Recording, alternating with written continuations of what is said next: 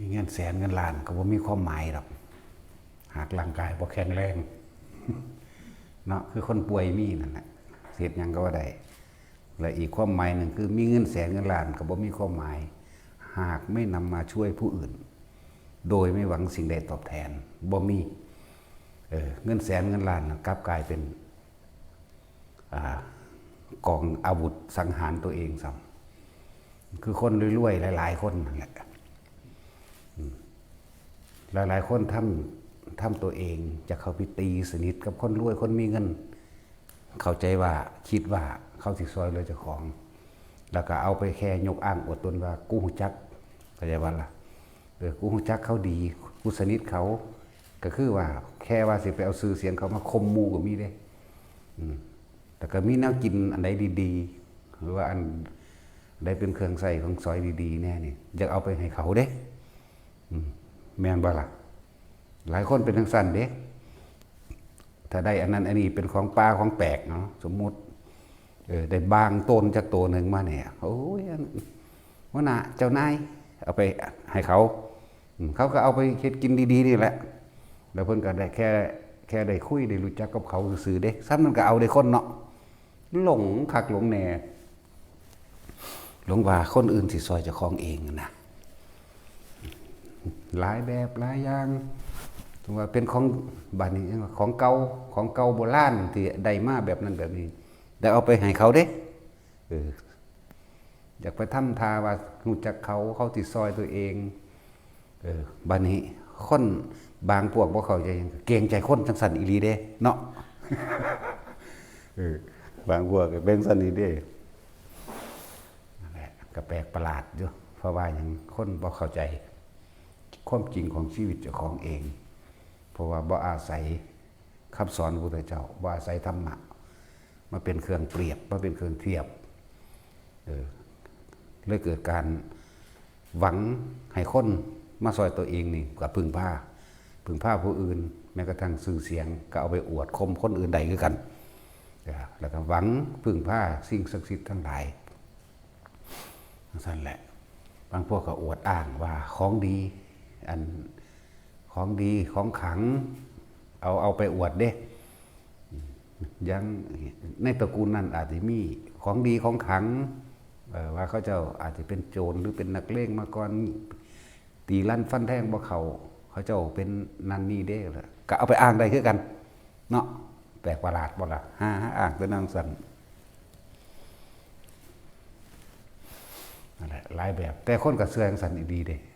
ก็แปลกอยู่อยากเป็น 99% พุ่นละเนาะอย่างซั่นแหละ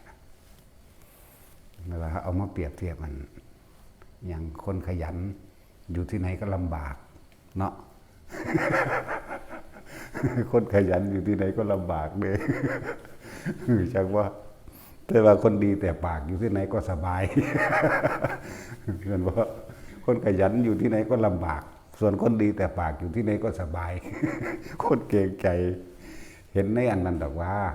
เห็นในการ์ตูนอันเขาเห็นไหมเลยอยากหัวโอ้มันก็เข้าใจเห็ดเนาะแมนดีได้ล่ะคนขยันอยู่ที่ไหนก็ลำบากมันก็เข้ากับคนซุมือนี่แหละคนดีแต่ปากอยู่ที่ไหนก็สบายมันดีแต่ปากมันเราเห็นอย่างนะแต่ว่าคนขยันอยู่ที่ไหนถึงแม้ว่าจะลำบากแต่ก็ไม่ได้ทุกข์ยากอดอยากเรื่องอาหารการอยู่การกินนั่นแหละคนขยันซอยเหลือตัวเองได้อยู่แล้วไม่ได้คิดว่าจะพึ่งผ้าว่าคนนั้นคนนี้จะเอาสิ่งนั้นสิ่งนี้มาให้เลยไม่ได้ไปคิดว่าผู้นั้นผู้นี้สิมาซอยเหตุของเขาเองลำบากแต่เขาก็ภูมิใจเขาอยู่ได้โดยลำพังตัวเขาเองยิ่งเป็นคนที่มีภูมิจิตภูมิธรรมได้ยินได้ฟังธรรมของพระพุทธเจ้าก็ปลดปล่อยความเสื่อทั้งหลายออกจากการพึ่งพาบุคคลผู้อื่นแต่บุคคลเขาก็ยังบ่พึ่งพาไปได้ทางที่ว่าให้คนอื่นมาเฮ็ดหยังให้เด้คือเฮาเฮ็ดให้บุคคลผู้อื่นซะก่อนเด้แม่นบ่ล่ะและตนเป็นที่พึ่งของตนของเฮานี่ในความหมายคือการได้ช่วยเหลือบุคคลผู้อื่นให้พ้นออกจากทุกข์ทั้งสองแบบทุกข์ทั้งกายคือว่ามีที่อยู่อาศัยอาหารหรือแม้กระทั่งป่วยทุกข์ทั้งใจ ก็คือความกัดกลุ่มหาทางออกให้ชีวิตไม่ได้แม่นบ่ล่ะนี่คือเฮาเฮ็ดอยู่เดี๋ยวนี้แหละช่วยเหลือทั้งกายช่วยเหลือทั้งใจ บางคนสิ้นหวังหมดหวังในชีวิตบ่มีอาชีพบ่มีการงานมาขออยู่แต่ว่าบ่อยากบวช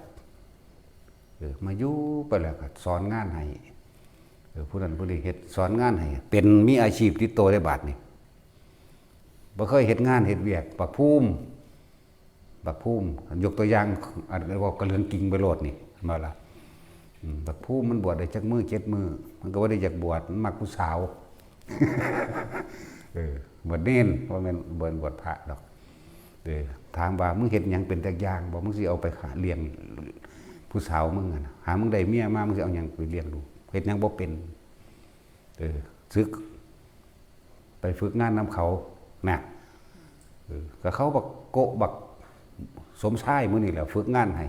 เชื่อมก็เป็นค้นปูนก็เป็นเอาว่าแม่นเป็นตะกี้นั่นแหละแม่มันก็เอาแต่มีลูกผู้เดียวแม่ก็เอาใจไปเลยบ่กล้าใส่ลูกเนาะย่านตะลูกลำบากบ่ฝึกงานให้ลำบากกว่าเก่าแล้วแม่นบ่ซั่นได้ฝึกงานให้ขับรถก็เป็นเชื่อมก็เป็นค้นปูนก็เป็นก่อปูนก็เป็นใส่ลูกหมูใส่เครื่องตัดหญ้ตัดหญ้าเลยเป็นบ่ทุกอย่างเป็นแล้วเขาก็เอาไปเฮ็ดงานนำนี่มาบ่แม่นบักโนดตัวเอิ้นไปเฮ็ดงานนำเนี่ยแต่เป็นงานดอกเขาก็เอาไปนั่นแหละอาชีพคือหาเลี้ยงปากเลี้ยงท้องเจ้าของให้มันได้ซะก่อนแต่เฮ็ดหยังบ่ทันได้เป็นมึงสิไปขอไผเนาะนี่แหละจังว่าซอยเหลือไปในทางอาชีพการงานก็ซอยไปฝึกงานให้เขาบ่ได้ให้ฝึกหัดง่ายๆได้ลดก็เลยเนาะเฮาให้ฝึกไปเบิดซุแนวโลดเอาหัดเชื่อมหัดต่อประปาดูเกิดมาบ่เคยเฮ็ดหยังเฮ็ดเป็นนี่แหละซอยเหลือจังซั่นแล้วอาชีพการงานเจ็บไข้ได้ป่วยเฮาก็เบิ่งกันไปนี่แหละนะจังว่าเฮาสร้างสถานนี่เป็นสถานที่สร้างภูมิจิตภูมิธรรมก็ว่าเป็นที่พึ่งของสรรพสัตว์ผู้เดินทางไกลก็ว่าเดินทางมาตะไกลได้พวกเจ้าก็เลยเนาะเอาพวกเจ้าระลึกถึงอดีตดูเกิดมาจากภพจากศาสตร์แล้วนี่เอาถ้าระลึกถึงใดเนาะขนาดพระพุทธเจ้าเฮาเพิ่นระลึกอดีตขึ้นหลังจนว่าหาต้นไม่ได้เพิ่นเลิกเลยเนาะเลิกไป100อสงไขย180อสงไขย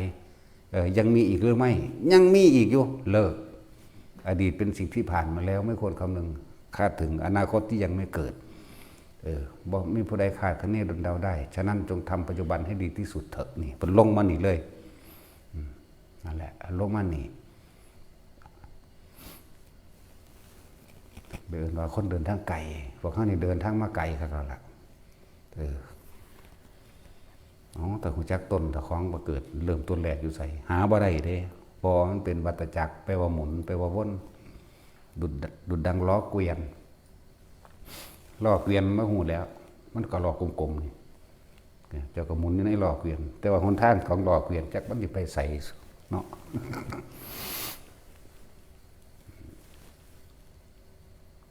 ว่าให้ทุกคนนั่นนะเน้นย้ำให้ทุกคนละความเชื่อออกให้เบิดจากสิ่งศักดิ์สิทธิ์จากพระเจ้าจากการขอร้องอ่อนวอนหรือแม้กระทั่งมีความหวังบุคคลที่เฮามีชีวิตนํกันนี่เดียวนี่ก็บ่ให้ไปหวังว่าเขาจะมาช่วยเราเด้สิภาษาหยังกับพวกตาบ่เห็นสิภาษาหยังกับสิ่งที่บ่เห็นโตแม่นบ่ล่ะ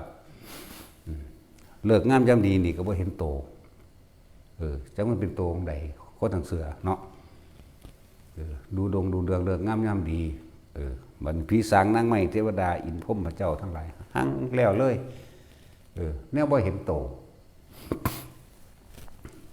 เป็นหยังคือบ่ถิ่มมันแต่ที่แรกว่าซั่นโง่หงโง่เฮงลายมือลายเด้อดินมื้อนี้เฮาก็บ่ได้สนใจว่าสิมันนั่นแล้ว เฮาเชื่อการกระทำของตนเองแต่ว่าในการกระทำของตนเองถ้าเฮาบ่มีธรรมะของพุทธเจ้านี่ผิดขนาดเลยเอาแล้วจะเป็นมิจฉาทิฏฐิไปตลอดเป็นความเห็นที่ใช้ชีวิตที่ผิดเห็นไหมล่ะจนว่าเฮามีธรรมะแล้วเฮาจึงรู้จักคำว่าสัมมาทิฏฐิแปลว่าความเห็นตามความเป็นจริงได้แล้วพวกใช้ชีวิตแบบมิจฉาทิฏฐิเมืองนอกเมืองหน้าต่างประเทศบ่ลบกันดาบเท่านั้นอาวุธเท่านั้นจึงจะเป็นผู้มีชัยชนะมันว่าแมนเด่นมีแต่ความพ่ายแพ้พ่ายแพ้ต่อวัฏฏะสงสารพ่ายแพ้ต่อกิเลสตัณหาอุปทานแห่งตนลบกันไปลบกันมาเที่ยวแพ้เที่ยวชนะก็ตายกันไปตายมาเกิดมาก็ลบกันใหม่อยู่เพราะสำนีเนี่ยเนาะพวกเฮาเบิ่งคือต่างประเทศคือยูเครนคือรัสเซียหรือหลายๆประเทศที่เฮาเห็นนั่นนะมองไปไกลๆกว้างๆดูครับพวกอย่างอิสราเอลพวกเลบานอนพวกมุนเบิดบ้านเมืองความเห็นแก่ตัวเดียวนั่นแหละ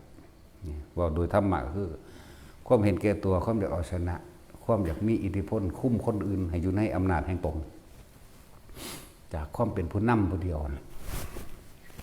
นั่นแหละเขาทำกรรมรวมกันเขาก็ต้องไปรับรวมกันทั้งสั้นแหละเป็นอกุศลกรรมรวมกันเป็นชาดิทิ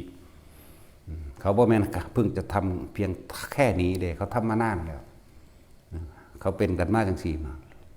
ต่อไปก็มาเป็นกันอีกแบบนี้นั่นแหละถ้าว่าได้แหวกออกได้จังสี่แหวกออกมาสู่ความรู้ตามความเป็นจริงหรือเขาหาธรรมะอันแท้จริงความจริงของชีวิตโดยกรรมโดยนั่นแหละคนเฮามันทำกรรมรวมกันบ่ว่าสิดีหรือเลวก็ย่อมไหลไปสู่การกระทำรวมกัน ถึงเวลาก็ไหลไปเองคนที่เคยตายในที่เขาสู่กันห้ามาจังสิเนาะขนาดเป็นประเทศไทยแท้ๆอยู่ประเทศไทยแท้ๆก็ยังไปตายน้ำเขาได้เนาะเป็นคนทุกคนอยากว่าคิดเลยว่าสิว่าขี่เครื่องบินไปตายญี่ปุ่นก็ยังได้ไปตายเพราะว่าความสมรู้ร่วมคิดนี่กรรมคือจิตคือเจตนาสมรู้ร่วมคิดกันมาก่อนไปรู้สำนันเราเห็นให้ผู้อื่นตายบัดนี้เจ้าของเมื่อถึงเวลากรรมมันให้ผลก็กลับไปได้เดือน2 เดือนก็ไปตายน้ำเขาอย่างว่าล่ะจะไปโทษคนอื่นเลยโทษตัวเองเถอะว่าตัวเองเป็นผู้กระทำเองล้วนๆกรรมทั้งกรรมดีเรียกว่ากุศลกรรมตอนนี้พวกเฮากำลังร่วมอยู่ในกุศลกรรมรวมกันก็เลยมารับผลกรรมอันเป็นดีรวมกันพวกทำเลวรวมกันก็ไปจัดสรรไปหาเร็วๆเหมือนกันแต่เขาบ่รู้อยากบ่ล่ะนั่นแหละกรรมจึงจำแนกที่ว่ากรรมแนกแบ่งกรรมจึงจำแนกแจกหมู่สัตว์ทั้งหลายให้ไปเกิดร่วมกันอีกให้ไปรับทั้งบุญและบาปให้ไปรับผู้ทำบุญรวมกันก็มารับในส่วนบุญรวมกันสร้างบุญต่อกันเพิ่มไปเรื่อยผู้ทำบาปรวมกันก็ไปรับบาปเหมือนกันก็สร้างบาปไปน้ำกันอีกไปทั้งสั้นแล้วจังว่าพวกเข้าถ้าว่ามีธรรมะนี่มาให้เปรียบมาให้เทียบนี่บ่ฮู้จักอีหยังอีหลีเด้ดำมืดบ่ต่างจากใส่เดือนเด้ใส่เดือนมันกินขี้ดินมันก็สิว่ามันม่วนมันแซ่บคักเด้เนาะคือนอนอยู่ในสวมนั่นแหละมันก็เป็นโอชารสของมันเองด้วยกันแต่พวกเฮาไม่เห็นแล้วมันกันบ่แม่นเนี่ยนะนั่นแหละความต่าง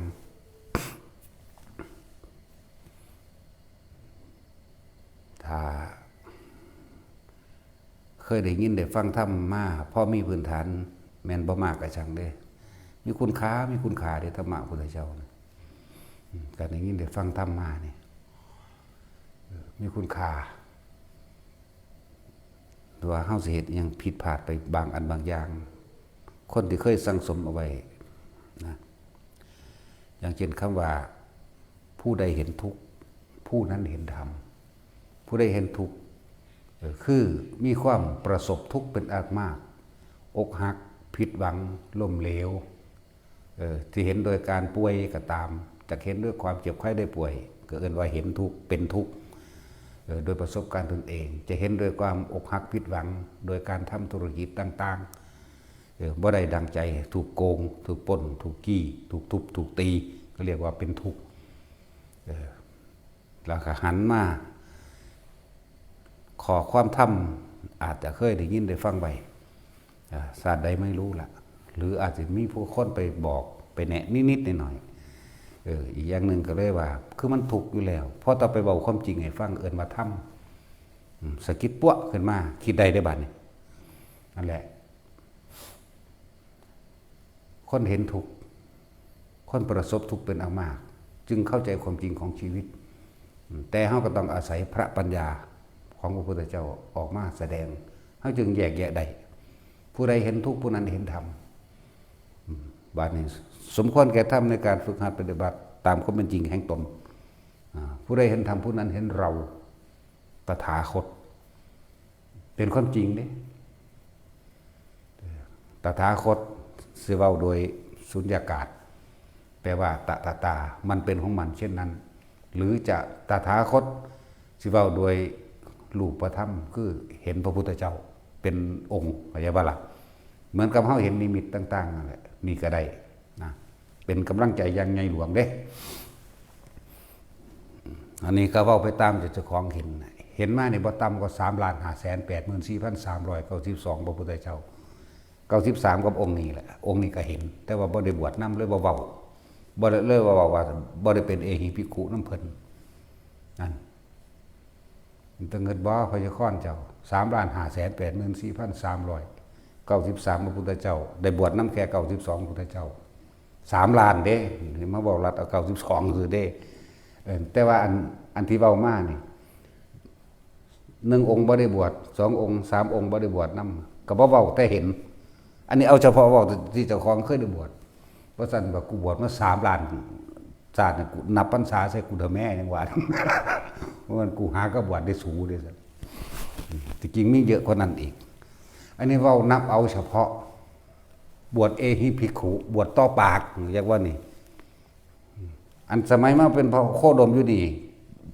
บวชที่หลังตัวนี้เข้าใจว่านี่ได้บวชอยู่นำคือเก่าได้นี่แต่ว่าบ่แม่นบวชโดยพระองค์มีชีวิตอยู่จักว่าเนี่ยยังบ่นับเอาเด้เอาว่ามันตัวใดโกรธก็แล้วกันได้นั่นแหละป่านนั้นยังมาเว้าให้พวกเจ้าฟังเรื่องนั้นเรื่องนี้อยู่นี่เนาะเพราะมันยังหลงดีติดดีอยากว่านี่หลงดีติดดีนั่นแหละจังซั่นถ้าเฮาว่างดีได้เมื่อไรครับจบละอยากว่าล่ะเร็วมันบ่เฮ็ดอยู่แล้วล่ะ จักอยู่แล้วเฮ็ดแต่สัมมาทิฏฐิอยู่แล้วที่เว้าให้พวกเฮาสิสลดใจจักหน่อยบ่ป้าตัวเพิ่นซ้ำนั่นแล้วกูเดแหมคิดเอาแน่ละเว้ยเนาะเพิ่นคือไรใดมันคือระลึกได้3,584,392พระพุทธเจ้านี่คือบวชเอหิภิกขุในระหว่างผ่านมา2องค์3องค์ที่บ่ได้บวชโดยเอหิภิกขุก็มีแหมบวชโดยปลายสมัยของพระองค์นี่เข้าใจว่าล่ะบวชโดยปลายสมัยก็จังซั่นแล้วบัดนี้เฮาเด้กูเคยหากระหูยินเนั่นว่าล่ะเห็นบ่ตาจุ้ยเคยหากระหูยินได้นี่ว่าเด้นั่นแหละพวกเจ้านั่นเกิดใหม่จากบ่นี่เกิดใหม่แล้วก็เกิดทีเดียวจบโลดจะไปเกิดอีกวิธีที่แนะที่บอกหนทางให้น่ะบอกซุมื้อแหละบอกเว้าเก่านั่นแหละสั่งสมไปติดดีก็เกิดนานคือว่านั่นแหละคือแม่สิริมหามายาแทนที่สิบรรลุอรหันต์แต่สมัยพระพุทธเจ้ากักกุสันโธล่ะเนาะยังเพราะว่าเพิ่นติดดีสิริแปลว่ายอดแห่งความดีเราได้สิริบ่มีหยังสิเลิศประเสริฐโดยความเข้าใจของมนุษย์ทั้งหลายก็คือสิรินั่นเองแต่ว่าเจอมายา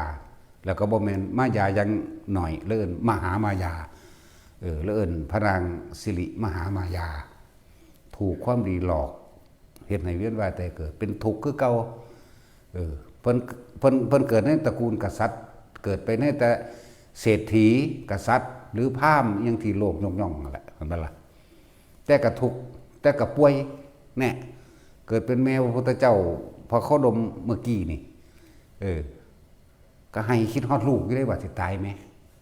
เนี่ยกับเจ็บคือกันได้ล่ะทั้งสั้นแล้วนั่นแหละบัดสิตายมันก็ให้คิดฮอดลูกก็ฝากลูกไว้นั่งน้ำน้องสาวประชาบดีโคโตมี่แม่ใหญ่ประชาบดีเลี้ยงต่อทั้งสั้นแล้วเลื่อนว่าติดดีแล้วเกิดโดน ติดดีเกิดโดนถ้าติดบ่ดีก็เกิดโดนคือกันเด้แต่ว่ามันไปเกิดทุกข์เรียกว่าล่ะเกิดแบบเจ็บเกิดแบบปวด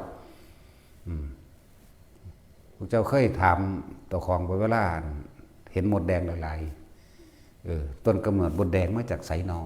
เคยหูจักอยู่บ่เคยถามบ่มดแดงมดดำปวกเคยคิดอยู่ว่า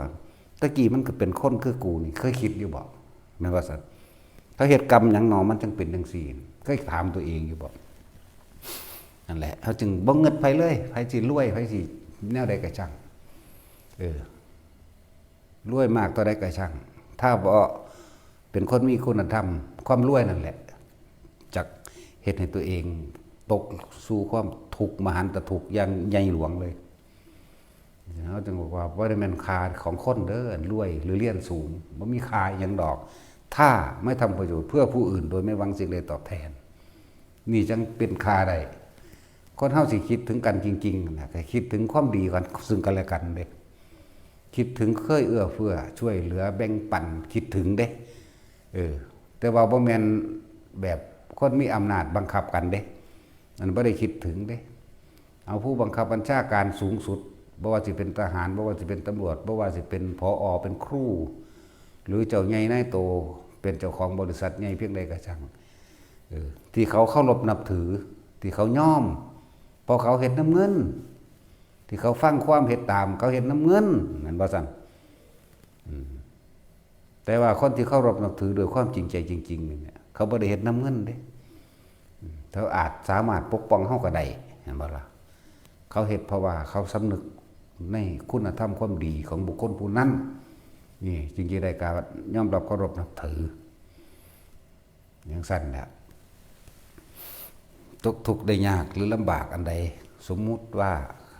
บ่ตกทุกข์ได้ยากก็สร้างแต่ว่าถูกอันธพาลเข้าไปรังควานโจรปล้นเนาะคนที่เคยได้รับความช่วยเหลือเขาสละให้ได้เด้เขาสู่ซอยสู่ส้นให้เด้เห็นบ่ล่ะแต่คนพวกนั้นแต่เป็นคนบ่ดีเด้รังแกข่มเหงเขาอุ้ยสมน้ำหน้ามึงเด้เห็นบ่ซั่นอุ้ยอดสว่ามึงเอามันตายเลยนะไปหันเด้แล้วนี่มันต่างกันเด้นั่นแหละต่างกันฉะนั้นจึงบอกว่าคุณค่าของคนนั่นอยู่ที่การทำประโยชน์เพื่อบุคคลผู้อื่นย่ำโดยไม่หวังสิ่งใดตอบแทนถ้ามีหวังสิ่งใดตอบแทนมันบ่แม่นประโยชน์ด้วยนั่นนะทำด้วยความเห็นแก่ตัวทำเพื่อตัวเองเข้าใจว่าล่ะนั่นแหละซึ่งประสบการณ์ชีวิตของพระพุทธเจ้าห้องที่ผ่านมาทั้งหลายนี่เพิ่นเว้าตั้งแต่เรื่องที่เพิ่นเสียสละเพื่อผู้อื่นเด้นั่นเพิ่นเว้าความจริงในชีวิตจริงของเพิ่นน่านับ40อสงไขยตั้งแต่เริ่มต้นอธิษฐานอยากเป็นพระพุทธเจ้าพูนแต่พระพุทธเจ้ายังละลืมละพูนเริ่มต้นแรกแต่เพิ่นเป็นนางวิสุทธิดายังเพิ่นพุ่นเป็นน้องพระพุทธเจ้าองค์นั้นสำตัวนั่นแหละชาตินี้ทำดีแบบนี้ไปสวรรค์แบบนี้ชาตินี้ได้บวชเป็นฤาษีชีไพรไปพรหมโลกชาตินี้เป็นสัตว์เดรัจฉานได้ปกป้องหมู่เดรัจฉานร่วมกันไปเป็นเทวดาชาตินี้เป็นนั่นเป็นนี่ชาตินี้ทำเลวแบบนี้ตกนรกแน่นี่คือเพิ่นเว้าประสบการณ์ว่ามิจฉาทิฏฐิเป็นแบบนี้สัมมาทิฏฐิเป็นแบบนี้การทำดีการทำประโยชน์เพื่อผู้อื่นก็ได้สู่สุคติโลกสวรรค์เป็นต้น การทำเร็วก็ไปสู่ทุกขติเป็นเดรัจฉานมั่งเปรตมั่งตกนรกมั่งบ่แม่นได้ว่าเพิ่นบ่ตกนรกในการก่อนก็ดีเพิ่นนี่คุ้นชินมากที่สุดเลยกับนรกจักว่าล่ะมีผู้ใดฮู้น้ำดอกอย่าไปมองแต่จุดอันว่าเพิ่นอย่าไปมองแต่ยอดมันหลายเป็นเปรตก็บ่แม่นเปรตใหญ่สูงสุด80ศอกหรอกเปรตอยู่ระหว่างกลางแล้วเป็นเปรตก็มีคือกันเด้พวกเขาบ่ฮู้ซั่นน่ะตัวนี้เนาะส่วนมากกันเป็นเดรัจฉานก็บ่เอามาเว้าได้ยกขึ้นแต่จักรพรรดิอย่างยิ่งใหญ่เนาะเป็นสร้างเท่าได้ศาสตร์เป็นม้าเท่าได้ศาสตร์เป็นโคนันทวิสารมื้อนั้นแล้วเห็นบ่ล่ะโคที่มีกำลังดูดังว่างัว5ตัวกำลังเบิ่นแห้งโคนันทวิสารนั่นน่ะถ้าย่องใส่โอ้ยหลากยังไงเด้นี่จักว่าล่ะถ้าย่องใส่พ่อเอ้ยย่องใส่เบิ่งแน่น่ะบืนปึ้งไปเลยบักแห้งตัวจนเกิดว่าเจ้าของเลี้ยงโคนั่นก็ยิ้มย่องไปท่ายเอางัวไปลากเอางัวนี่แหละไปลาก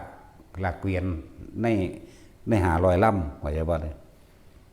ลากงัวผู้ใดก็สั่งบ่สูงงัวกูเอ้าไอ้เจ้าโคเจ้าถอยไอ้โง่ไอ้ซื้อบื้อจงลากเกวียนไปนั่นมันบ่ไปที่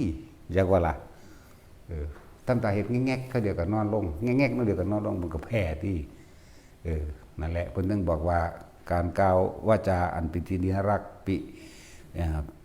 ปิยวาจากล่าวคำอันเป็นที่รักเพิ่นเกิดเหงาหงอยเศร้าถึงเสียเงินพันกหาปณะวันเนาะนี่เรื่องของเพิ่นเกิดเป็นงัวเพิ่นจะไปสร้างสอนเจ้าของงัวนั่นแหละเพิ่นไปเกิดมาเพิ่นสิสร้างสอนว่าคนเป็นผู้มีสัมมาวาจาหรือกล่าววาจาอันเป็นประโยชน์หนึ่งกล่าววาจาอันเป็นที่รักหนึ่งนี่เพื่อเอาไปซ้ำนั่นก็เอาเด้เพื่อสิไปพลิกความคิดเห็นของอันเจ้าของง่วนไหมย่อมเสียสละชีวิตตัวเองเป็นศาสตร์ไหมเฮ้ยสิว่าจะตายมันตามอายุของง่วง20-30 ปีมันได้ละเนาะว่าธรรมดาเด้โคนันทวิสารสมัยเพิ่นเกิดเป็นวัวผู้มีกำลังมากเทียบเท่ากับวัว500เชือก500ตัวบนเชือกนั่นแหละง่วงนี่แห้งลากฟื้นลากเกวียนลากอย่างต่างๆสารพัดเจ้าของว่าเกิดความฮึกเหิมมันบ่ล่ะมาเกิดความฮึกเหิมแล้วกับเอาไปท่ายกับผู้นั้นผู้นี้ที่แรกก็เบาดีเด้เพิ่นมีเงินหลายขึ้นเห็นว่าเงินมันสิขาดเจ้าของเข้าใจว่าเจ้าของรวยเข้าใจว่าเจ้าของมีอำนาจไปท่ายใส่กับเศรษฐีที่บาดนี้ท่ายกับเศรษฐีก็เกวียนใส่500ที่บาดนี้เขามันลากบ่ได้อยู่แล้วแหละเจ้าเพิ่นนี่ก็แต่งตัวอย่างดีเชิดหน้าชูตาขึ้นมาก็เว้าดูถูกปรามาสไปไอ้โคถอยแกที่เกิดมาเป็นทาสอย่างนี้เพราะแกเป็นโง่ยังเว้าใส่นะว่าให้เกิดฮักหาน้ำใจนะก็บ่ลากซะทีเพิ่นก็เสียเงินเพิ่นบ่มีเงินเพิ่นหงอยได้บัดนี้เศร้าซึมนั่นล่ะซึมสกมกอยู่งัวกับเดือบตาเบิ่งอยู่เพื่อสิแก้ทิฏฐิเพื่อสิแก้คำเว้าจักว่านี่เพื่อสิแก้ เสียชีวิตทั้งศาสตร์เพื่อสิแก้เอาคนผู้เดียวนี่บ่ธรรมดาเด้นั่นแหละคือจังว่าเงินมันสิมีค่าตอนที่มันบ่มีไม่จักว่าล่ะสติมันสิมีค่าตอนที่มันพลาดพลั้งไปแล้วทุกคนส่วนมากก็คือจะคิดได้เมื่อภายหลังที่สูญเสียสิ่งอันเป็นที่รักมั่งที่สูญเสียสิ่งที่มีอยู่แล้วมั่งที่สูญเสียหมู่พวกเพื่อนฝูงหรือที่สูญเสียบุคคลที่ควรรักษาเอาไว้คือคนที่อยู่รวมกันในครอบครัวคนเฮาส่วนมากไปเห็นแต่ผู้อื่นดีเนาะพ่อแม่หลายๆคนมีลูกจัก7-8 คนลูกอีนั่นบักนั่นปีหนึ่งมันมาทีหนึ่งของเงินให้10,000ย่องแต่มันเนาะ บาดผู้เฮ็ดปนเฮ็ดแก้วให้กินซุมื้อนี่ด่าแต่มันปลาขึ้นกระเทียบพุ่นมึงบ่เห็นบ่อีนั่นเพิ่นโลเด้ อีหลีเด้นี่เรื่องจริงละอันนี้เนาะเขาก็น้อยอกน้อยใจตัวปีนึงเอาเงินให้10,000โอ้ยซื้อกินมื้อละ10 บาทมันก็บ่มอมปีนั่นเนาะ แต่ว่าพวกเขาเฮ็ดน้ำอยู่นี่ก็ย่องเขาแหน่ฟังในเด้อบ่ได้เป็นพ่อเป็นแม่ก็เลยย่องเขาแน่ให้กำลังใจเขาแน่จะไปเทียบเอาตัวผู้100 วันพันปียังมาหลายเนาะเขาก็น้อยอกน้อยใจตัวแล้วเปรียบดุจดังว่าโคนันทวิสารเขาไปหักหานน้ำใจเขาหมายถึงง่วนถูกหักหานน้ำใจต่อมาก็ง้อยบ่มีเงิน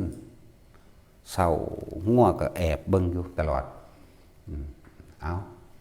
ง่วก็เลยไปบอกว่าท่านไปท้าทายไม่ไปเจ้าขึ้นให้2 เท่าแต่ว่าท่านจะต้องพูดกล่าวคำอันเป็นที่รักเหมือนดุจดังที่เคยกระทำมาได้ไหมนะเพิ่นก็คิดได้ตัวมันเคยว่าว่าสหายเอ้ยเราเป็นคนทุกข์คนยากตอนนี้เราลำบากเราต้องทนทุกข์ยากไปด้วยกันเราเป็นมิตรกันเราเป็นเพื่อนกันหากินร่วมกันน้อนี่ลากฟื้นไปขายเมืองหันเมืองนี้ก็ขายได้เงินมาเรื่อยก็จะบ่ล่ะลากฟื้นไปลากไม้ลากเกวียนของต่างๆไปหรือว่ามีคนไปจ้างเพื่อนเอ๋ยเราเป็นคนทุกข์คนจนน้อเราจึงได้มาอดทนลำบากเป็นทาสรับใช้กับบุคคลผู้อื่นถ้าเรามีเราจะไม่เป็นอย่างนี้ดอกนี่ตะกี้บอกจังซี่กล่าวคำมันเป็นที่รักเชิดชู้ให้เกียรติและให้กำลังใจซึ่งกันและกันแต่ว่าบัดนี้มีเงินหลายขึ้นเลยขึ้นไปหาท่าท่ายเขาตีท่าท่ายไผว่าท่าท่ายเศรษฐีเขามีเงินเป็น80 โกฏเจ้าของหาก็มีเงินแค่1,000กับ5 ปะนะเนี่ยเอาไปท่าท่ายเขาเลยมันเงินสำนันเขาก็เสียดายเลยก็ไม่ได้เห็นซ้ำเนาะนั่นแหละก็เลยเห็นเจ้าของงัวนี่เศร้าก็เลยบอกก็เลยไปแนะนำให้ไปท่าท่ายเอา2 เท่านะท่าท่ายที่แรกให้เอา100 เล่มเกวียนซะก่อนแต่ท่าท่าย2,000กับ5 ปะนะเพิ่นก็คิดได้อยู่แล้วตอนนี้เฮาบ่มีเงินเด้หมู่เอ้ยเว้าดีแล้วเห็นบ่บาทนี่คิดได้เมื่อสายไปแล้วว่าหลายคนเพื่อนเอ้ยนี่ย่างก็ไปกอดอันรูปหลังกอดข้อเอางัวมาแนบใส่เจ้าของเองเอาหันงัวมาศพหน้าใส่กันเองเพื่อนเอ้ยตอนนี้เราไม่มีเงินนี่เราจะเอาที่ไหนไปท้าทายเขาทางงัวบอกว่าจงทำตามเราเถอะเพื่อนเอ๋ยคือกันเห็นบ่ล่ะถ้าท่านทำตามนี้ท่านจะเพิ่มขึ้นไปเรื่อยๆโดยบ่ต้องมีเงินเพราะว่าเฮ็ดจังได๋ก็ลากได้อยู่แล้วภาษา100 เล่มเกวียนต่อมาก็เพิ่มเป็น2เป็น3เป็น4เป็น500 เล่มเกวียนได้สุดอยู่หม่อง500เด้กำลังก็สุดของกำลังแค่นั้นอยู่เหมือนกันนั่นแหละบ่ต้องมีไปเลยก็ไปท่าอีกเขาก็หัวเราะเหมือนบ่ซับงัวก็ทำท่าตุบสูบไปคือกันได้เฮ็ดคือจังสิแพ้นั่นแหละอยากว่าไปท่าก็ได้ท่า2,000กับ5 ปะนะก่อนทั้งที่บ่มีเงินจักบาทแต่ว่าด้วยความไว้เนื้อเชื่อใจแต่รู้กำลังของโง่อยู่แล้วแต่ว่าเจ้าของก็เห็นความผิดที่ตัวเองมีคำเว้าจาบจ้วงคำว่าบ่ดีเขาเว้าเฮ็ดให้เกิดความน้อยอกน้อยใจก็เลยเว้าใหม่นั่นแหละทางง่วนี่ก็บอกอยู่แล้วว่าแต่ก่อนเราไม่มีอะไรเลยเราฮักกันเราช่วยกันทำมาหากินตกทุกข์ได้ยากลำบากเราก็อยู่รวมกันแต่ว่าตอนนี้มีแล้วนี่เป็นยังคือลืมศาสตร์เป็นยังคือลืมตีนตัวเองนะง่วสอนเอาได้นี่เอากระสังกระให้โอกาสเฮาแต่หมู่เอ้ยนี่นะหลังสั้นแล้วในสุดๆแล้วก็ไปทดลองเบิ่งก็ชนะก็ได้มา 2,000 กับ5 ปะนะก็เพิ่มอีกเดิมพันทั้งหมด 2,000 กับ5 ปะนะก็เป็น4ก็เป็น8ก็เป็น16ไปเรื่อยเด้ไล่ไปเรื่อยจนสามารถเป็นเศรษฐีได้นั่นแหละเป็นเศรษฐีเอาไปมากก็ชนะได้16 ตำบล ได้16 ตำบลจะดีโดยสำนึกบัดนี้เจ้าของงัวก็บอกบอกเพื่อนพอละท่านทำให้กับเรามากพอแล้ว เราจะทำเพื่อท่านมั่งก็เลยเอาไปเลี้ยงไปอย่างดีไปให้เฮ็ดเวียกเฮ็ดงานอีหยังนั่นแล้วนะครับปิยวาจาคำกล่าวที่เกิดกำลังใจ สมัยนั้นพระพุทธเจ้าเฮานี่เป็นงัวเด้ ไม่จักว่าล่ะแต่ว่าแต่สรุปโดยอดีตนิทานแล้วสมัยนี้พระพุทธเจ้าเฮาก็เป็นงัวน่ะเป็นพระพุทธเจ้างัวตัวนั้นคือพระพุทธเจ้าแต่ว่าเจ้าของงัวคือไผจักว่าพระอานนท์ พระอานนท์ จักซั่นแหละเขาเจ้าก็ตักเตือนกันมาเลย ในหลายๆศาสตร์ต่อมาบางศาสตร์ก็เป็นหงเป็นหานมาจากเป็นหานโพธิสัตว์นี่เลี้ยงแม่เด้แม่ตาบอดมาบ่ได้เวลาไปหาอยู่หากินอะไรก็ต้องเอาก้านบัวต้องเอาก้านบัวเอาหอยหรือเอาอาหารต่างๆไปส่งให้แม่แต่ในมือนั้นถูกไอ้นายพรานเหตุกรรมดักผูกได้นั่นแหละติดกันไปติดหงตัวเป็นพระโพธิสัตว์นั่นแหละแต่ว่าหงอีกตัวหนึ่งที่นุ่มกว่านั้นผู้นำติดตามอยู่แล้วก็คือหงนุ่มกว่านั่นแหละส่วนเมื่อผ่านบวงนี่มาเห็นเขาส่วนหานตัวที่ติดขาอยู่แล้วพยายามบินหนียังไงก็ไปบ่ได้แต่ว่าหานหงตัวนี้ที่บ่ติดบ่วงนี่กลับอยู่นิ่งๆบ่หนีเพราะว่าหยังสิสละชีวิตเพื่อขอให้นายพรานผู้นี้แก้เอาตีนออกจากบ่วงนี่แล้วก็ให้หงตัวนี้คาบอาหารไปให้แม่เพราะว่าเลี้ยงพ่อแม่ตาบอดที่อยู่ในถ้ำป่าหิมพานต์ ป่าหิมพานต์นั่นล่ะก็เลยคุยกันนายพรานนี่อย่างมาเห็นเอ้าท่านบ่ได้ติดบ่วงเป็นหยังคือบ่บินหนีเพราะว่านายพรานผู้ใจดีนี่เห็นว่าคำเบานายพรานผู้ใจดีขอท่านจงไว้ชีวิตกับหงส์ผู้นี้เถอะเพราะหงส์ผู้นี้เป็นคนที่เลี้ยงมารดาบิดาตาบอดถึงอาศัยอยู่ในภูเขาอันไกลโขถ้าหงส์ตัวนี้ได้เสียชีวิตลงไปแล้วถ้ากับว่าท่านได้ฆ่าทั้ง3ชีวิตหมายถึง1หงส์โพธิสัตว์นี่กับพ่อกับแม่อันบาลักถ้างั้นถึงแม้ว่าเราจะหนีไปท่านก็ได้หงส์เพียงแค่ตัวเดียวซึ่งมีอายุมากแล้วแก่เรียกว่าล่ะเรียกว่าหยาบบ่เนื้อไม่อร่อยเหมือนกับเรานะหงส์ตัวนี้กำลังหนุ่มกำลังว่องพอดีกินแซ่บเพิ่นเว้าเรื่องของเพิ่นว่าเพิ่นกินแซ่บแล้วข้าพเจ้าเนี่ยเป็นกำลังหนุ่มวัยรุ่นพอดีเนื้ออร่อยก็ว่าไปนั่นแหละขอชีวิตไว้ขอชีวิตของหงส์โพธิสัตว์นี่สุดท้ายแล้วนายพรานก็คิดได้เด้หงส์แบบนี้ก็มีขนาดสัตว์เดรัจฉานยังมีน้ำใจเอื้อเฟื้อยังมีการอยากตอบแทนบุญคุณของบุคคลผู้เลี้ยงบิดามารดาเราเป็นมนุษย์แท้ๆเราทำไมจึงจะคิดไม่ได้ก็เลยคุยกันโดยความเข้าใจก็เลยปล่อย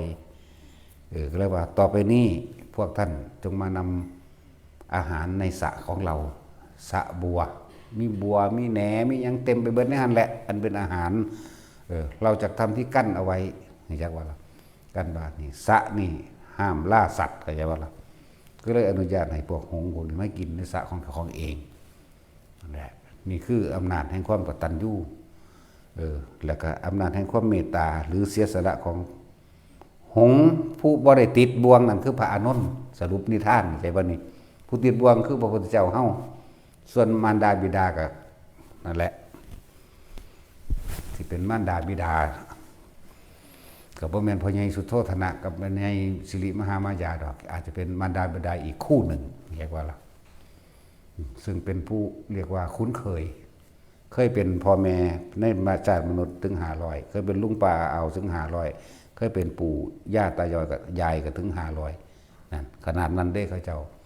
แต่มาสุดท้ายนี่มันเกิดเป็นพ่อ เป็นลูกของมูนี่แหละถึง500ศาสตร์นับเบิ่งดูมันเท่าใด500,000ศาสตร์พุ่น ธรรมดาบ่บ่ว่าเป็นคนบ่ว่าเป็นสัตว์นี่ร่วมกันแล้วเป็น500,000นะเรียกว่าบุคคลผู้คุ้นเคยผู้คุ้นเคยผู้มีความคุ้นเคยชินกับพระพุทธเจ้าเฮาเหมือนกับศาสตร์นี้นั่นแหละเพิ่นอยู่อีกเมืองนึงไกลๆเมืองราชคฤห์ไกลๆเมืองสาวัตถีจักชื่อว่าเมืองหยังลืมชื่อแล้วล่ะนั่นแหละพระพุทธเจ้าเพิ่นสิไปโปรดเอาพ่อกับแม่คู่ดีเข้าใจว่าล่ะเพิ่นสิไปโปรดเอาเพิ่นฮู้ละเพิ่นสินำเก็บเอาเบิดนี่แหละผู้ใดเคยเป็นพ่อเป็นแม่เป็นนั่นเป็นนี่เป็นลูกเป็นเมียหยังมาแต่เก่าก่อนในหลายๆศาสตร์ก็ตามนำเก็บเอาเบิดศาสตร์นี่เดินทางไปพ่อแม่ในศาสตร์นั้นที่เคยเป็นณเป็นห่านเป็นหงส์อย่างนั้นแหละมาเห็นพ่อแต่แม่เห็นลูกปุ๊บแล่นเข้าไปกอดเลยเด้นี่บุคคลผู้มีความคุ้นเคยไปกอดเบิ้งกระจับแก้มจับหยังจับพุ่นจับพี่ดึงหน้าดึงตานั่นนี่ลูกไปอยู่ไหนมาแม่ตามหาตั้งนานเบิ้งนี่ความผูกพันลูกไปอยู่ไหนมาแม่ตามหาตั้งนานลูกสบายดีหรือจับไปบีบคำลูบน้ำแข็งน้ำขาน้ำตีนเบิ่งเด้ลูกสบายดีไหมนั่นนะลูกเบิ่งมีความเจ็บไข้ได้ป่วยบ่มีอาหารอยู่ดีกินดีบ่ถามไปสู่แบบนิสัยแม่นั่นแหละห่วงกังวลอย่างนั้นสั่นนั่นแหละเพิ่นก็ปล่อยให้จับให้กอดอยู่หั่นแหละพวกหมู่สาวกคนก็อยู่หั่นแหละคือทุกคนก็เข้าใจว่าแม่เพิ่นคือพ่อใหญ่สุโธทนะกับนางประชาบดีโคตมีพุ่นเด้พุ่นละเพิ่นเข้าใจว่าแม่เพิ่นเป็นผู้นั้นมาเด้บ่ทันได้เข้าใจคำว่าสิริแม่สิริมหามายาบันไดดอกนาแม่จริงๆกันนะนั่นแหละแต่ว่าก็เลยมาถามว่าเอามารดาบิดาของท่านคือพระเจ้าสุโธทนะไม่ใช่เหรอนะเพิ่นก็บ่ทันตอบคือพระนางอีหยังล่ะลืมอีกล่ะแม่เลี้ยงนะประชาบดีโคตมีไม่ใช่เหรอนะแต่เพิ่นบ่ทันได้ตอบเพิ่นปล่อยให้คนผู้นี้ทำความให้หายคิดถึงซะก่อนเพิ่นยังตอบนะนั่นแหละเพิ่นยังตอบให้ฟังแม้สองตายายนี่ก็เป็นมารดาบิดาของเราโดยสุดท้ายที่เกิดเป็นมนุษย์ร่วมกันนะถึง500ชาตินั่นแล้วชาตินี้จะเป็นชาติสุดท้ายนั่นแหละเพิ่นจะแสดงธรรมให้ฟังพ่อกับแม่ซานี่บรรลุอนาคามีในขณะที่มีชีวิตอยู่แล้วก็ขอบวชแล้วก็เป็นอรหันต์เลยหมายถึงลูกไปอยู่ในมานี่แหละจากว่าล่ะนั่นแหละบามารดาผู้มีความคุ้นเคยพวกนี้คุ้นเคยพออย่างทำบุญมานำกันหลายก็เลยดังมารับสุดท้ายคือมารับส่วนสุดส่วนแห่งบุญอะไรเพิ่นจึงเอาคำว่าให้สังสมสิ่งที่มันเป็นกุศลรวมกันไว้ยังก็ดีปัจจุท้ายมาเพิ่นตรัสรู้แล้วเพิ่นก็นำเก็บเอาเบิดเด้ไผจะเคยเป็นลูกเป็นเมียไผจะเคยเป็นข้าทาสบริวารไผจะเคยเป็นสนมนมเนยหยังก็แล้วแต่นำเก็บเอาจนเบิดที่บ่เบิดเขาบ่ไปเองเทวทัตก็บ่ไปเองบ่ซั่นเป็นศัตรูคู่อาฆาตไปเองที่จริงถ้าเทวทัตกลับใจได้ก็เป็นอรหันต์องค์หนึ่งบาละกินจะมาในบิกาเหมือนกันเพิ่นก็ให้โอกาสใส่ครั้งหาครั้งบ่ได้ว่าธรรมดาเด้เรื่องจริงมันนั่นน่ะนั่งกันมาคันธิยะมื้อนี้ให้โอกาสแล้วให้โอกาสเราบ่แม่นธรรมดาเด้พวกนี้พิเศษแน่ให้โอกาสขนาดให้โอกาสแม้กระทั่งจิตสุดท้ายบ่รู้บ่ธรรมดาเด้จิตสุดท้ายบาดสิตายเขาจริงๆนั่นน่ะเพิ่นไปปรากฏเป็นพุทธนิมิตปรากฏให้เห็นในดวงจิตนั่นแหมเป็นน้ำบักฮานี่แหละว่าซั่น โอ้ยเขาก็กระซากลงนรกเลยแล้วสงสารแล้วให้โอกาสขนาดนั้นเด้แล้วบ่แม่นธรรมดาเด้อันนั่งอันนี้คันธิยานี่เผาพระอริยะเจ้า500องค์หมดเลยขนาดนั้นเพิ่นยังให้โอกาสสุดท้ายให้สำนึกนั่นนะให้สำนึกได้นั่น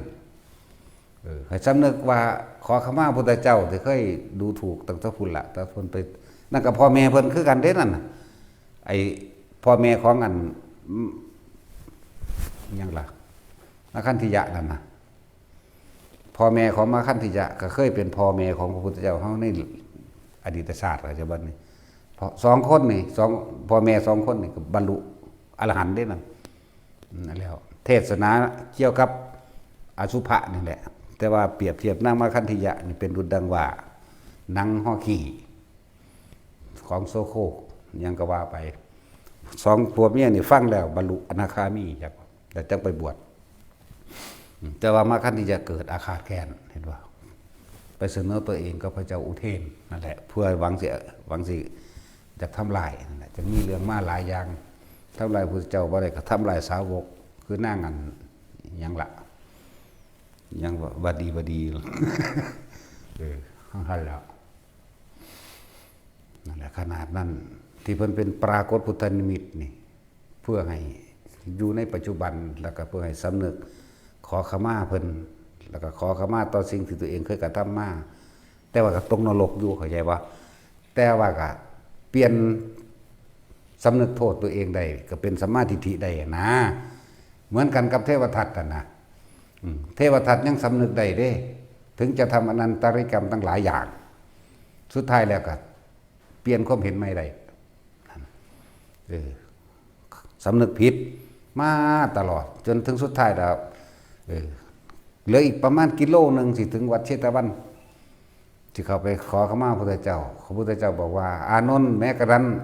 ถึงจะอยู่ในหน้าวัดก็ไม่เห็นเราตถาคตนั่นแหละ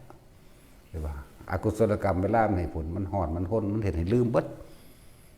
เห็นเขาลงอาบน้ำที่พวกหามมานั่นนะเขาลงอาบน้ำเพิ่นก็ห้อนเอาคนที่เพิ่นก็จะอาบคือกันตีนถึงดินเท่านั้นเลย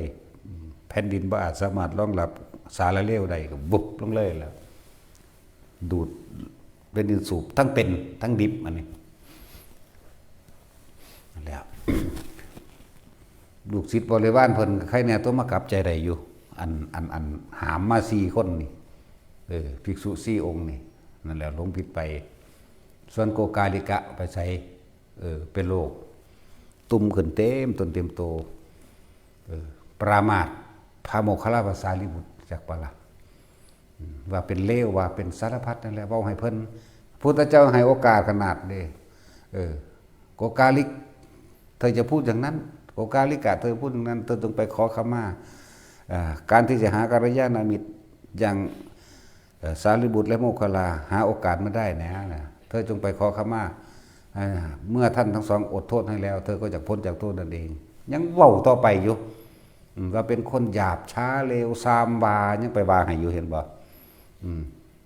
แต่ก็เว้าสาบแช่งเพิ่นว่าเป็นคนโลกเลื่อนเป็นโรคฝีหนองฝีดาษอย่างนั้นหลังจาก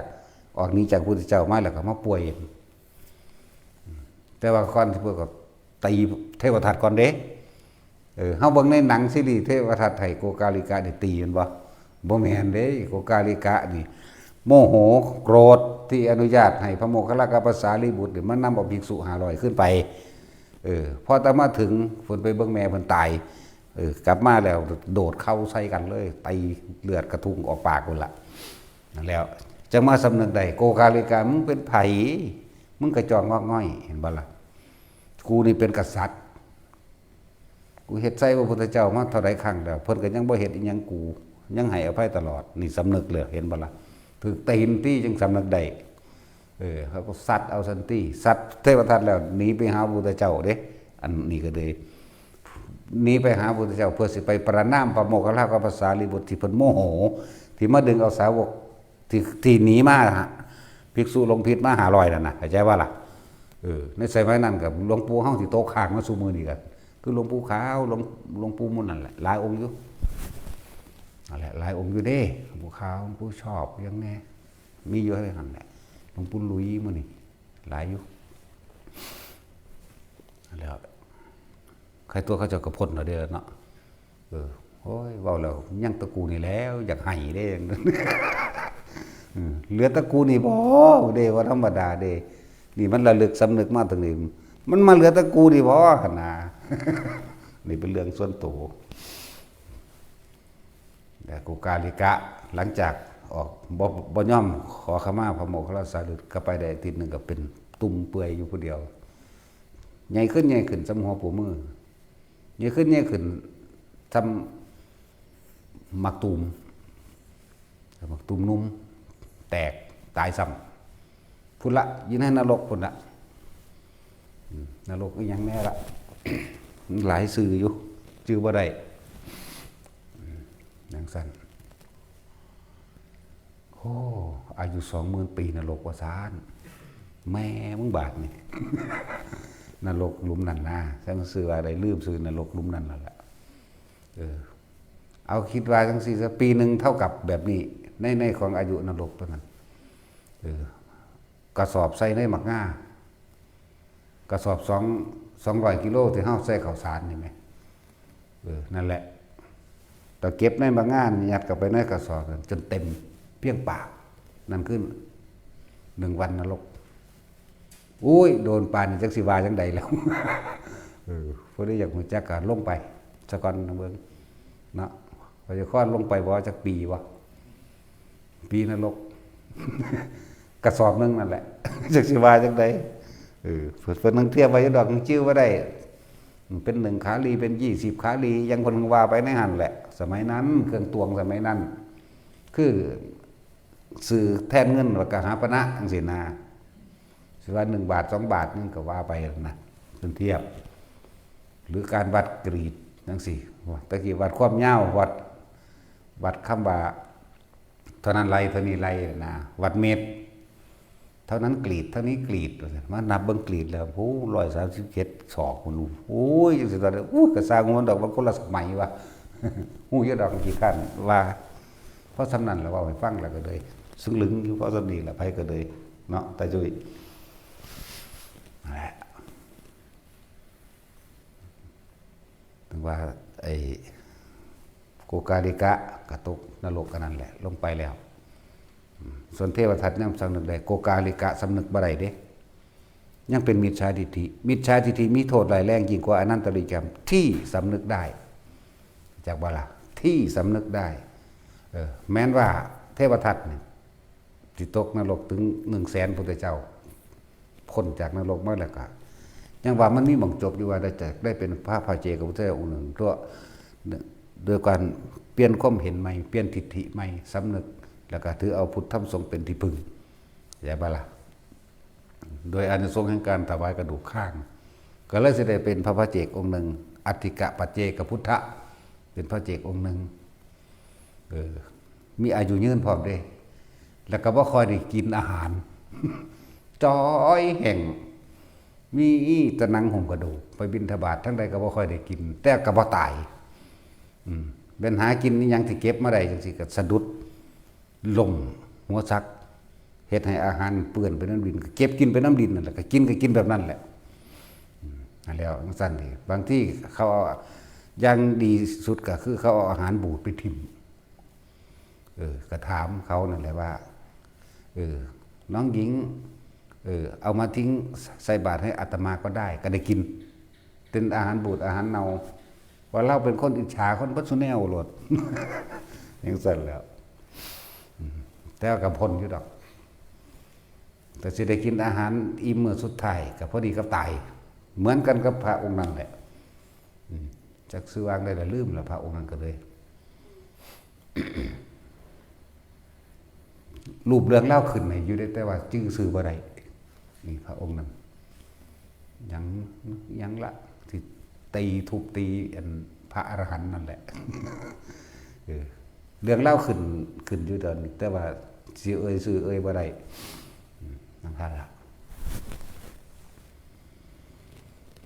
แต่ว่าพวกเฮานั้นถ้าพวกเฮาบ่อาจสามารถคนใดพวกเฮาได้รับเบิดทุกอย่างเด้อพวกเจ้าขัวแม่งกินนู่นจักโตที่เว้านี่บ่แม่นไปเป็นแม่งกินนู่นเลยเด้แต่ผู้ใดพลาดนี่จักบ่ตกนรกหรือเป็นเปรตแล้วบัดนี้พวกเจ้าสิต่อภพต่อชาติสิเอาหยังมาเป็นเครื่องเตือนสติเจ้าของเมื่อมันอยู่ในนรกแล้วเมื่อมันอยู่ในเปรตแล้ว หรือลงไปสู่เดรัจฉานอันใดอันหนึ่งแล้วมันสิต่อสัตว์เดรัจฉานบ่แม่นได้ว่ามันบ่บาปนี่คือธรรมะนี่คือความจริง เดรัจฉานก็ทำบุญได้ทำบาปได้เข้าใจบ่นี่เดรัจฉานก็ไปสวรรค์พรหมโลกได้เดรัจฉานบ่บรรลุอิหยังได้ดอกแต่ว่าสามารถรับบุญรับบาปที่ตัวเองกระทำได้เหมือนกันเห็นบ่ล่ะนี่คือธรรมะนี่คือความจริงสัตว์เดรัจฉานอื่นๆข้างข้าวก็ไปเกิดเป็นเทวดาได้กลับลงมาศาสตร์นี่ก็มาบวชน้ำพระพุทธเจ้าก็บรรลุได้เห็นบ่ซั่นเทวดากบทั้งสี่แล้วกบก็แค่นั่งจื้อเอาคำสอนคำสวด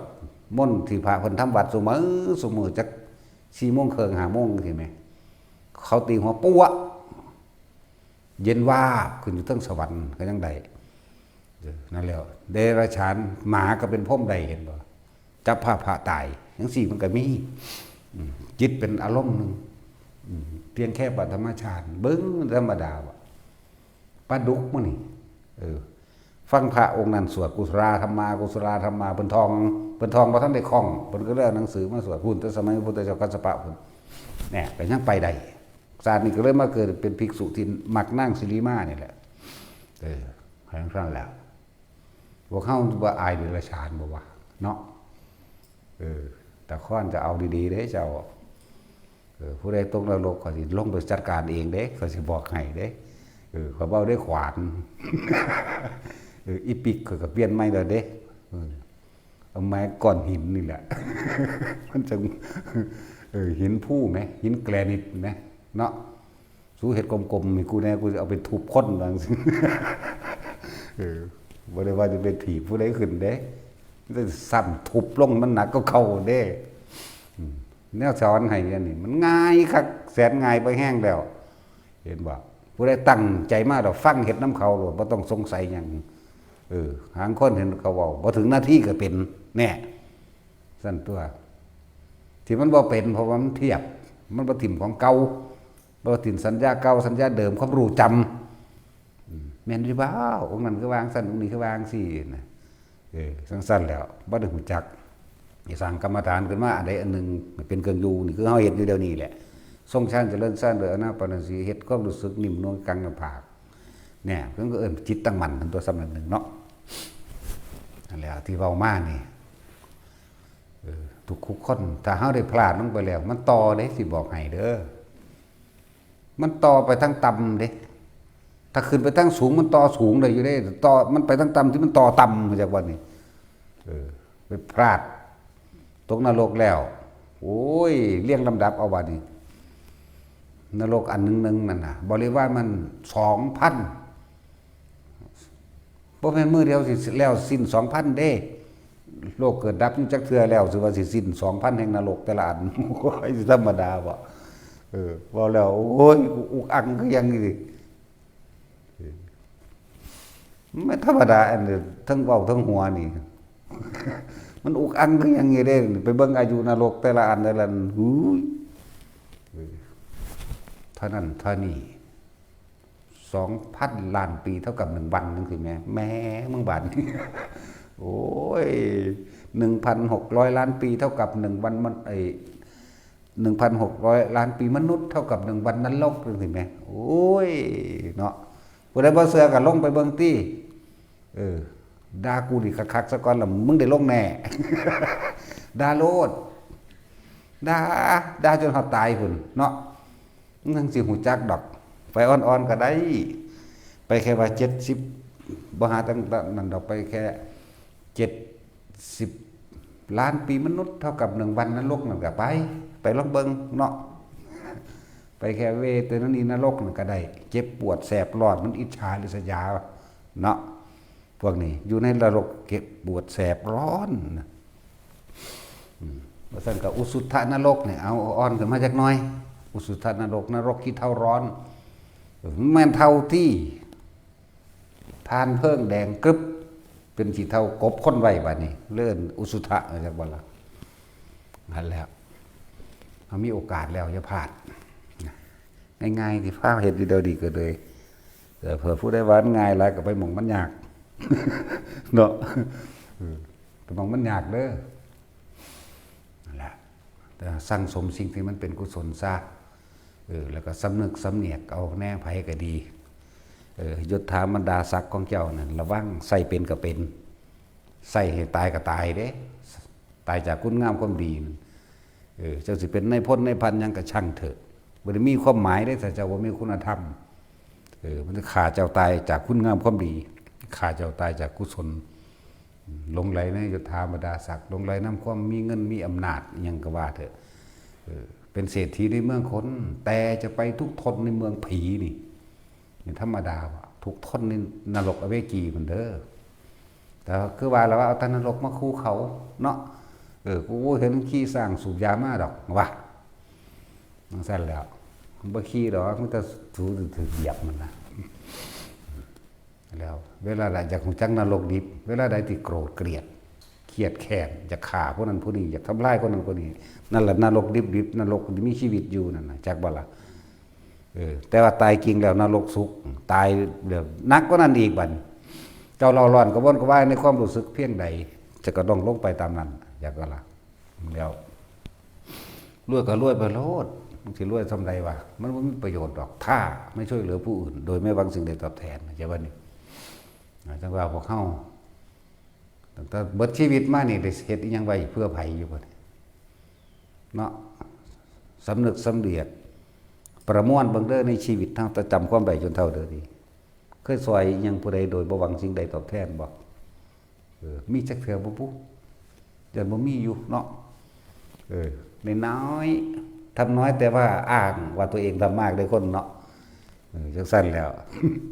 ทำน้อยแต่ว่าอ้างตัวเองทำมากส่วนผู้ทำมากๆคนที่เขาเจ้าเสียสละจริงยังอย่าตัวเองทำเพียงแค่น้อยนิดเดียวเองเด้อย่างสั้นเด้แล้วบัดนี้นักบาตรเขาย่านเขายากจนเขาจึงให้ทานเนาะแต่ว่าคนลำรวยแต่แท้ย่านแต่ตัวเองจนบ่ให้ท่านที่ไหนได้มันถูกที่สุดจากบ่ล่ะคนที่สละทุกอย่างจักได้ทุกอย่าง แต่เขาไม่เอาสักอย่างจากบ่ล่ะคนที่คิดว่าตัวเองมีทุกอย่างจักทุกที่สุดแต่ว่าทุกบ่ต้องห่วงหน้าแต่เฮาได้พลาดเป็นเดรัจฉานแล้วต่อเลยเด้อสิบอกให้ว่าไปเป็นหมาแล้วนี่หมาหาก็กัดหนูบาปบาปได้รับโทษเหมือนกันกัดหนูกัดไก่เขากัดไก่กัดเป็ดสารพัดกัดคนแม้กระทั่งเฮาพระสงฆ์องค์เจ้าเจตนามันไปทางใดกระซกกระซากให้คือสิกัดนั่นแหละย่างช่วยที่สุดอีกคือกันเด่นนั่นน่ะบ่ได้แม่นได้ว่ามันบ่บาปจักบ่ล่ะมันสั้นแหละเว้ยแต่มันดีมันก็เฮ็ดดีได้คือกันในวันนี้โคสกะเทพบุตรก็ยังพอตาพระมาแล้วเนี่ยหอนแล้วหอนไปบอกพระมาแล้วเฮือนนั่นเฮือนนี่แล่นไปเฮาแง่งๆขึ้นก็ไปต่อไปหลังนั้นบัดสิตายคิดสุดท้ายมันคิดถึงพระองค์มันทั้งไปสวรรค์ได้ไหมเนาะมันทั้งสั้นตัวพระมาสัตว์เดรัจฉานก็ยังทำบุญได้ไหมคนเดรัจฉานสิทำอะไรบ่วะรู้จักว่าคนเดรัจฉานจังสั้นตัวมันเรียกว่าเดรัจฉานอีกคุณเด้อธรรมดาได้โหดร้ายที่สุดก็มนุษย์นี่แหละมันสิเป็นแมงหยังเนาะสั้นตัวเอารู้คิดบังรู้ถ้าว่าบ่แม่นกินกุ้งดิบๆสดๆนะเอาทั้งกินทั้งหัวรอกันเนาะเห็นว่าสัตว์พวกอันต่างประเทศญี่ปุ่นยังกระสังมันก็กินดิบๆสดๆได้ล่ะปลาหมึกปลาบ่หมึกก็เลยเนาะหลายอย่างเด้แล้วพวกเฮาเด้วายปลาซิ่วดิบตะกี้เนาะตำบักฮุงมาถาดบักไงแกะไอ้ปูหน่อยพอดีมันนี่ย่ำนี่ล่ะนี่เนาะน้ำปลาขอดมื้อนี้ตำจักกุ้งจักซิ่วจักหอยดิบหอยโขงหอยสุย่างล่ะโอ้ยบ่ธรรมดาเด้บาดนี้แนวแสบงัวควายได้บาดนี้เนาะงัวกี่ปอหังแสบจังซั่นแล้วเนื้อมันเต้นดึกๆอุ้ยแซ่บว่าเด้เลือดย่อยมันน้ำปากน้ำยังนี่เนาะโหดร้ายเด้แม่นบ่ซั่นคิดว่าเจ้าของประเสริฐติแล้วขาผู้อื่นกินแต่เฮาพลาดลงไปเป็นเดรัจฉานได้นึงถ้ามันต่อไปทางบุญกับบุญคือกันถ้ามันต่อไปทางบาปนี่ส่วนมากจังบ่ล่ะ ต่อเป็นทั้งบาปเด้อมันก็ทั้งบาปเลยคือกันกาตอนนี้ก็ยังเป็นกานรกอยู่ได้หูจักบ่นี่ใส่ไว้พระพุทธเจ้าพุทธกัสสปะได้นี่เขาหาบเขานะตอนแต้นไปเขาเจ้าสิไปจังหันจากบ่ล่ะหาบอนแอนไปอีกาพุ่นอยู่เทิงกกใหม่แต่เดียวเห็นปิ่งปลาขาวปลาสูตรจิ้วลงมาเลยมาหอดปุ๊บก็คาบเอาอยู่หลังกระตาเขาเจ้าคลอดไปนั่นแหละไปเดี๋ยวนี้ก็ยังไฟใหม่อยู่เดี๋ยวนี้เอาธรรมดาบ่นั่นแล้วตรงนรกบ่สั่นจิตใจของคนที่เฮ็ดไปมันคือพุ่นหมายมุ่งเอาไปทาสเป็นสังฆทาสบุญเขาเจ้าไปนะนี่สมัยพุทธเจ้ากัสสปะเอาคิดเบิ่งดูมันพุทธันดรนึงแล้วเด้มันยังเป็นการนรกอยู่นั่นจักบ่นี่ผู้ใดมีตาดีก็เห็นแต่บ่มันนี่ก็เห็นอยู่เด้เดี๋ยวนี้ไม่บึ้มๆกาใหญ่พร้อมบ่ธรรมดาเด้โอ้ยร่างกายใหญ่ยาวเป็นโจทย์แม่เจ้าเอ๋ย16กิโลนะตัวสิรองรับความเจ็บปวดเศรษฐีบางคนที่เป็นคนขายหมูเดี๋ยวนี้ก็เป็นเปรตหมูอยู่เดี๋ยวนี้เลยบ่แม่นสมัยพระพุทธเจ้านี่เด้ที่มันเป็นเปรตหมูอยู่นั่นพุ่นสมัยพระพุทธเจ้าองค์พุ่นเปรตชิ้นเนื้ออันมื้อนี้พระโมคคัลลาเพิ่นเห็นอยู่ข้างเขาจิตกูฏเพื่อเป็นประจักษ์พยานในพระพุทธเจ้าเฮาก็เป็นได้คือกันเฮาบ่เป็นประจักษ์พยานน้อยอันนึงก็ได้ว่าเฮาก็เห็นอยู่เดี๋ยวนี้ก็เห็นอยู่เดี๋ยวนี้เว้าเดี๋ยวนี้ก็เห็นเดี๋ยวนี้แล้วมีปากห้องได้อันเป็นคือก้อนสี่เหลี่ยมนี่แหมเจ้าธรรมดาบอกหอกดาบแล้วแหลมพุ่งเสียบพุ่นเสียบพี่เสียบปีมีปากก้อนชิ้นเนื้อนั่นมีปากห้องบ่ต้องห่วงเด้อเสียงหวีดขนาดมันคั่นเด้นั่นแล้วบ่ว่าแต่พระโมคคัลลาเป็นพยานแล้วเฮาก็เห็นเฮาก็เป็นพยานได้เป็นพยานเดี๋ยวนี้ล่ะบ่ได้ย่านไผว่าเด้เนาะว่าสั่งแมงเด้เว้าอีหลวงปู่น้อยเว้าอีกก่อนด่าคนอยู่หังด่าหัวเราทำไม่ได้เราทำไม่เป็นอุปนิสัยของไผของมันเนาะคือเขามาบอกให้เฮาแสดงธรรมบ่ให้เว้าก็อุปนิสัยมันสิท่องไว้มันเป็นสคริปต์เด้แนวมันนี่มันพุ่งขึ้นมามันก็พุ่งไปโลดเด้แต่มีคนเฮ็ดใส่สะดุดก็เศร้าไปเลยเด้เนาะโอ้ยจังสิเนาะกับไผดอกเนาะเขายังค้อนทั้งสั้นแล้วนั่นแหละเตือนแต่ละคน